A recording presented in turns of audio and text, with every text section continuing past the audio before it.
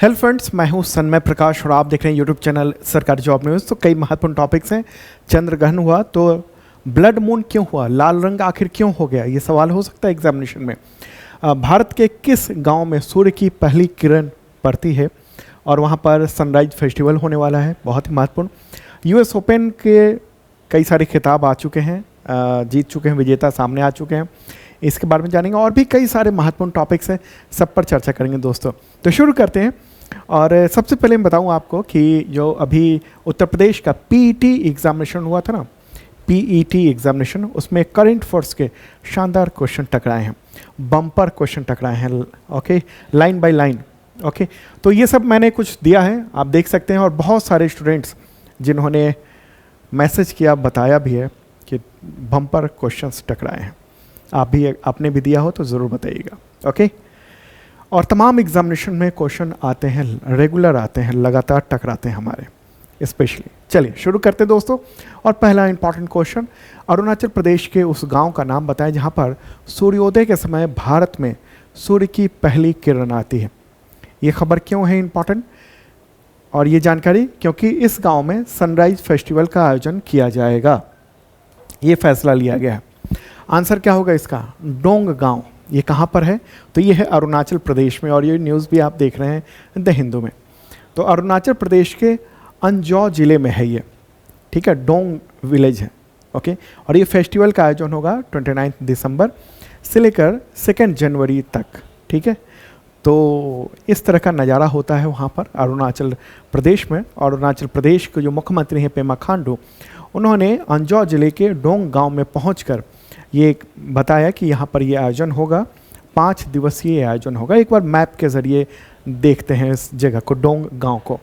Okay, तो प्यारा भारत है और यहाँ पर ये जो है पूरा क्षेत्र जो देख रहे हैं आप, पूर्वोत्तर भारत, और उसमें ये अरुणाचल प्रदेश है।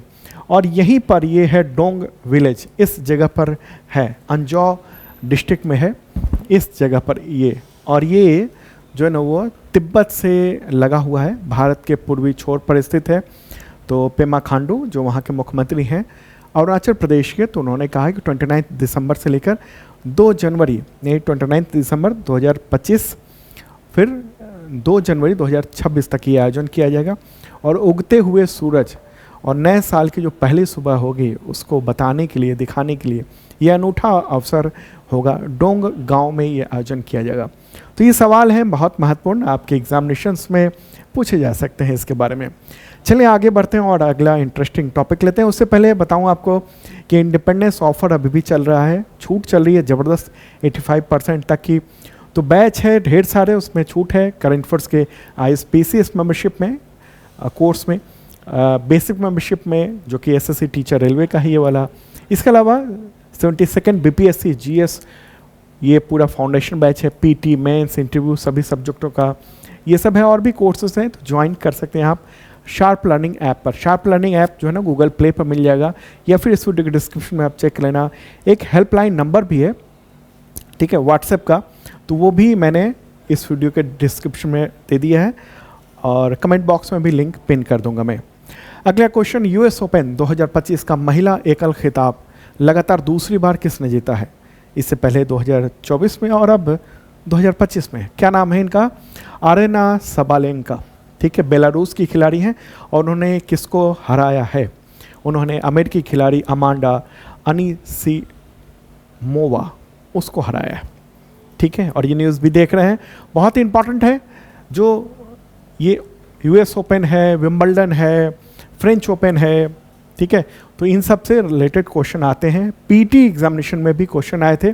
तो ये देख रहे हैं आप, आरेना सबालेंका, उन्होंने ये खिताब जीत लिया है 6 सितंबर को, US ओपन का महिला एकल यानी वुमेन्स सिंगल्स खिताब लगातार दूसरी बार। ओके, तो इस तरह से जो अभी उन्होंने ट्रॉफी जीती है, इसके साथ ग्रैंड स्लैम की संख्या, उनकी टोटल जो अवार्ड की संख्या होगी 4। ओके, तो महत्वपूर्ण बात रही। चलिए आगे बढ़ते हैं और अगला क्वेश्चन लेते हैं। US ओपन 2025 का पुरुष एकल खिताब यानी मेंस सिंगल्स खिताब किसने जीता है? नाम है इनका कार्लोस अल्काराज। क्या नाम है? Carlos Alcaraz. ये कहाँ के हैं, किस देश के? तो स्पेन के खिलाड़ी हैं और इन्होंने किसको हराया? जैनिक सिनर को हराकर ये खिताब जीत लिया है। कई बार ये भी पूछ लिया जाता है कि किसको हराकर इन्होंने ये खिताब जीता है। ठीक है, तो ये तो मैंने बताया। अच्छा, इससे पहले जो वुमेन्स सिंगल्स का था, आरेना सबालेंका ने किसको हरा के ये खिताब जीता? तो अमेरिकी खिलाड़ी हैं अमांडा अनीसीमोवा, उनको हरा के जीता है। ठीक है, और अगर हम पुरुष एकल की बात करेंगे, पुरुष एकल में कार्लोस अल्कराज ने किसको हराकर यह खिताब जीता है? तो जैनिक सिनर को हराकर यह खिताब जीता है। और ये छठा ग्रैंड स्लैम खिताब है इनका, कार्लोस अल्कराज का। और ये फोटोग्राफ भी देख रहे हैं आप। और इसी के साथ उन्होंने जैनिक सिनर से वर्ल्ड नंबर 1 का जो खिताब ताज था ना, मेंस वर्ल्ड नंबर 1 टेनिस खिलाड़ी का, वो भी ताज छीन लिया है। और अब वर्ल्ड नंबर हो गए हैं इस वक्त जब मैं रिकॉर्ड कर रहा हूँ कार्लोस अल्कराज। अगला क्वेश्चन लेते हैं। और दोस्तों, पसंद आ रहा हो तो लाइक बटन दबाइएगा और शेयर कीजिएगा अपने मित्रों को, दोस्तों को। और बहुत सारे लोगों ने सब्सक्राइब नहीं किया है तो कर लीजिए। क्वेश्चन होगा, साउथ कोरिया को हराकर किस देश की टीम ने हॉकी एशिया कप मेंस 2025 का खिताब जीत लिया है? आंसर होगा भारत। भारत ने यह खिताब जीता है और ये चौथी बार जीता है।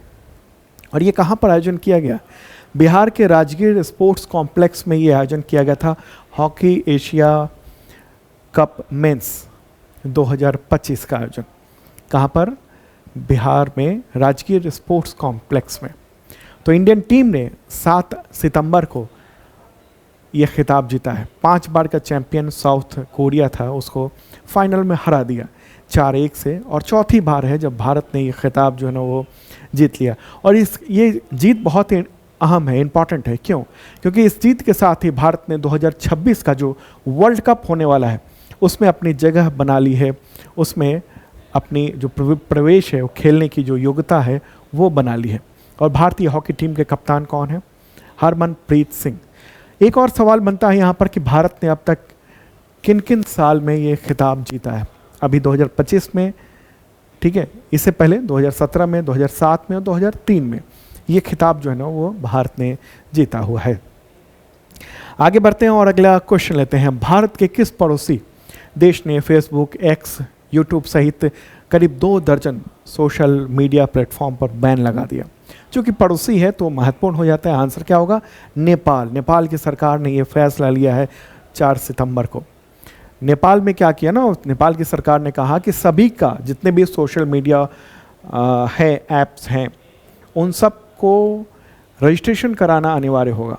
और ये रजिस्ट्रेशन नहीं करवाया। बार बार नेपाल की सरकार ने वक्त दिया कि ये 1 हफ्ता बाकी है, 10 दिन बाकी है, वगैरह वगैरह, फिर से बढ़ाया डेट, लेकिन नहीं किया। ठीक है, तो रजिस्ट्रेशन नहीं करवाया है और इस वजह से ये बैन कर दिया गया है। नेपाल का जो संचार और सूचना प्रौद्योगिकी मंत्रालय है, MCIT, तो उसी ने ये सार्वजनिक नोटिस जारी करते हुए कहा कि नेपाल के सुप्रीम कोर्ट ने आदेश दिया हुआ था कि सभी जितने भी ये प्लेटफॉर्म हैं उन सब को तब तक इनएक्टिव कर दिया जाए जब तक कि वो रजिस्टर्ड ना हो जाएं। और इसीलिए सरकार ने टाइम दिया था, नेपाल की सरकार ने, और आखिरकार बंद कर दिया।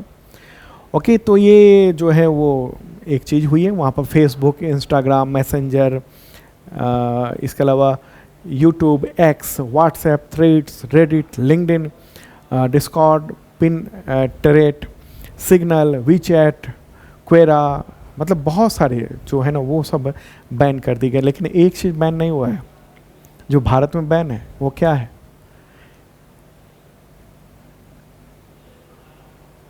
ऐसी कौन सा ऐप है सोशल मीडिया का जो भारत में बहुत पॉपुलर था और उसको बैन कर दिया गया था? नेपाल में अभी बैन नहीं है। उसका नाम क्या है? और ये नाम है टिकटॉक। ठीक है, तो नेपाल के अभी प्राइम मिनिस्टर कौन है? KP शर्मा ओली। राजधानी है काठमांडू और मुद्रा है नेपाली रुपया वहाँ का। अगला क्वेश्चन, भारतीय लेग स्पिनर अमित मिश्रा ने क्रिकेट के किस प्रारूप से सितंबर 2025 में संन्यास की घोषणा कर दी है? सभी फॉर्मेट से, T20, ODI और टेस्ट, सबसे उन्होंने कह दिया है कि अब वो संन्यास लेते हैं।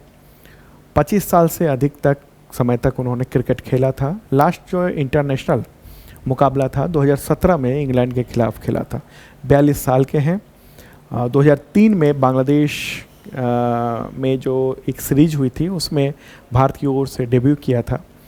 तो कई सारे मैच खेले थे, 22 टेस्ट मैच खेले थे, 36 वनडे, 10 T20 इंटरनेशनल, ये सब चीज़ें, ठीक है। और IPL में भी वो खेल चुके थे। अगला क्वेश्चन, किस लेखक ने अपनी संस्मरण पुस्तक मदर मेरी कम्स टू मी इसका विमोचन किया? विमोचन का मतलब क्या होता है? लॉन्च करना, हिंदी में इसको विमोचन कहते हैं। तो ये लॉन्च किया है सितंबर 2025 में। आंसर का अरुंधति रॉय, इन्होंने खुद लिखी ये किताब, उन्हीं की किताब है, और तो ये लॉन्च किया गया है। केरल के कोच्चि में ये पेंगुइन रैंडम हाउस इंडिया और DC बुक्स के द्वारा एक प्रोग्राम आयोजित किया गया था, उसी में इस बुक को लॉन्च किया गया है। ये संस्मरण है, यानी मेमोराइज है। अपनी माँ के बारे में उन्होंने ये बहुत कुछ बताया है इसमें। चलिए आगे बढ़ते हैं। अगला क्वेश्चन, भारत का पहला गिद्ध संरक्षण पोर्टल किस राज्य में लॉन्च किया गया? क्या है वो? आंसर होगा असम। असम में लॉन्च किया गया है, और ये न्यूज़ भी आप देख रहे हैं द हिंदू में। और ये असम में स्थित एक फाउंडेशन है, उसी ने ये पोर्टल विकसित किया है। उद्देश्य है कि बड़े पैमाने पर जो ये गिद्ध हैं उनको बचाने में जो लोग लगे हुए हैं उनका एक नेटवर्क बनाना, ठीक है। वी फाउंडेशन इंडिया नाम से एक संगठन है, तो उसी ने गुवाहाटी विश्वविद्यालय के प्राणी शास्त्र विभाग के सहयोग से ये सितंबर में एक पोर्टल बनाया है, और उसी को लॉन्च किया गया है, ठीक है। गिद्ध जो है ना, वो एक हमारे समाज का, हमारे प्रकृति का कहिए, प्रकृति का एक सफाई कर्मचारी कहिए वो है, ओके। तो उसको ये किया गया है, असम में ये हुआ है, ओके। चलिए आगे बढ़ते हैं और अगला क्वेश्चन लेते हैं। भारत ने अपनी कौन सी भी स्वदेशी जल घुलनशील उर्वरक तकनीक सफलतापूर्वक विकसित की है? पहली बार। देखिए, जल में घुलनशील यानी वाटर सोलुबल जो फर्टिलाइजर्स हैं, उसकी टेक्नोलॉजी नहीं थी भारत में। तो इस चक्कर में क्या होता था ना कि हम विदेशों से आयात पर बहुत ज़्यादा निर्भर थे, और ये काम अब भारतीय ने कर दिया है। और ये न्यूज़ भी आप देख रहे हैं द इकोनॉमिक्स टाइम्स में, ठीक है, विकसित कर ली है।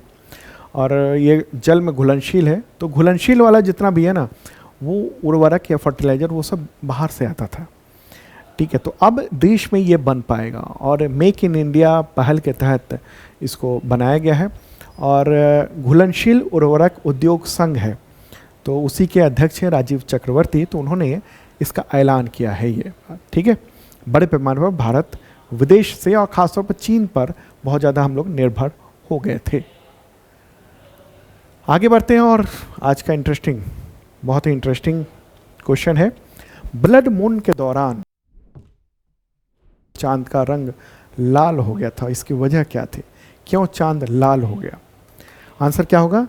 लाल रंग का वेवलेंथ ज़्यादा होने की वजह से, ठीक है। चांद लाल नहीं हुआ, हमें नज़र आया लाल, ओके। तो क्यों नज़र आया? क्योंकि लाल रंग का जो वेवलेंथ है ना, वो ज़्यादा होता है। तो न्यूज़ भी आप देख रहे हैं, द हिंदू ने काफ़ी डिटेल में बताया है कि why is blood moon called so, मतलब ब्लड मून क्यों कहा जाता है, मतलब लाल आखिर क्यों कहा जाता है। और ये एक कलर हो गया था लाल। सबसे पहले बात कि चंद्रग्रहण क्या है, तो देखिए, पृथ्वी जो है ना वो सूर्य के चारों ओर घूमती है, ओके, और चंद्रमा पृथ्वी के चारों ओर घूमता है। तो अक्सर सूर्य, चंद्रमा और पृथ्वी एक रेखा में हो जाते हैं, ठीक है। और यदि पृथ्वी जो है ना सूर्य के प्रकाश को चंद्रमा तक पहुंचने से रोक देता है, तो फिर उसको चंद्र ग्रहण कहते हैं, ठीक है। और यदि चंद्रमा जो है ना यहाँ आ गए और वो सूर्य के रोशनी को अवरुद्ध कर दे, रोक दे, तो हम उसको क्या कहते हैं? सूर्य ग्रहण कहते हैं, ठीक है। और ये जो चक्कर है ना, आप सोचेंगे कि ये जो चक्कर लगा रहा है वो एकदम सीधी नहीं, ऐसे ऐसे लगा रहा है, कभी ऊपर कभी नीचे, कभी ऊपर कभी नीचे, और उसी में बीच में कभी इस तरह की स्थिति आती है चंद्रग्रहण की, कभी सूर्य ग्रहण की स्थिति आती है। तो कई तरह के ग्रहण होते हैं, पूर्ण चंद्र ग्रहण होता है, आंशिक चंद्र ग्रहण होता है, ये इस तरह से देख रहे हैं, ओके। उपछाया चंद्र ग्रहण होता है। अब सवाल यहाँ पर होगा कि आखिर ब्लड मून क्या है, ये लाल क्यों हो गया? देखिए पूर्ण चंद्र ग्रहण होने के दौरान ना चांद जो है वो लाल दिखाई देता है। ओके, अब होता क्या है, होता यही है कि लूनर जो एक्लिप्स है उस दौरान जो मैंने बताया आपको कि सूरज और चांद के बीच में पृथ्वी आ जाती है, और तब ये देखिए इस तरीके से सूरज और चांद के बीच में पृथ्वी आई, तो इस तरीके से ये रोशनी जो है ना, सूरज से जो रोशनी निकल रही है, तो अब पृथ्वी तो रोकता है रोशनी आने में। चूँकि पृथ्वी बीच में स्थित है, इसलिए क्या होता है ना कि पृथ्वी के जो वायुमंडल है, यहाँ भी है पृथ्वी है, उसके आसपास वायुमंडल है, तो वहाँ से छन के रोशनी जा रही है। ठीक है, तो जब सूर्य का जो प्रकाश है ना, हवा में मौजूद यहाँ पर जो अणु हैं उसे टकराते हैं, तो फिर क्या होता है, एक तो नीला प्रकाश आसानी से बिखर जाता है और बहुत सारे कलर बिखर जाते हैं, केवल लाल प्रकाश ही वो चंद्रमा तक पहुंच पाता है, जिसकी वजह से हमें वो लाल दिखाई देता है। आपने रोशनी के 7 रंगों के बारे में तो पढ़ा ही होगा ना, रोशनी के 7 रंगों के बारे में। ये विबगोर यानी वॉलेट, वी से हुआ, वॉलेट हो गया, इंडिगो हो गया, ब्लू हो गया, ग्रीन हो गया, येलो, ऑरेंज और रेड। तो वी आई यानी बैगनी और नीला जो है वो शॉर्ट वेवलेंथ वाले होते हैं, जबकि ओ आर यानी ऑरेंज और रेड जो होता है ना वो लॉन्ग वेवलेंथ वाले होते हैं। ऐसे में सूरज की जो रोशनी से ब्लू वाला जो स्कैटर है ना मतलब ब्लू जो है वो स्कैटर हो जाता है, बिखर जाता है, लेकिन लॉन्ग वेवलेंथ जो है ना, जैसे ऑरेंज और रेड कलर है, वो चांद तक पहुंच जाते हैं। ठीक है, ये इस तरीके से चांद तक पहुंच जाते हैं, और कुछ हद तक मतलब चांद तक पहुंचते हैं, कुछ ही हद तक।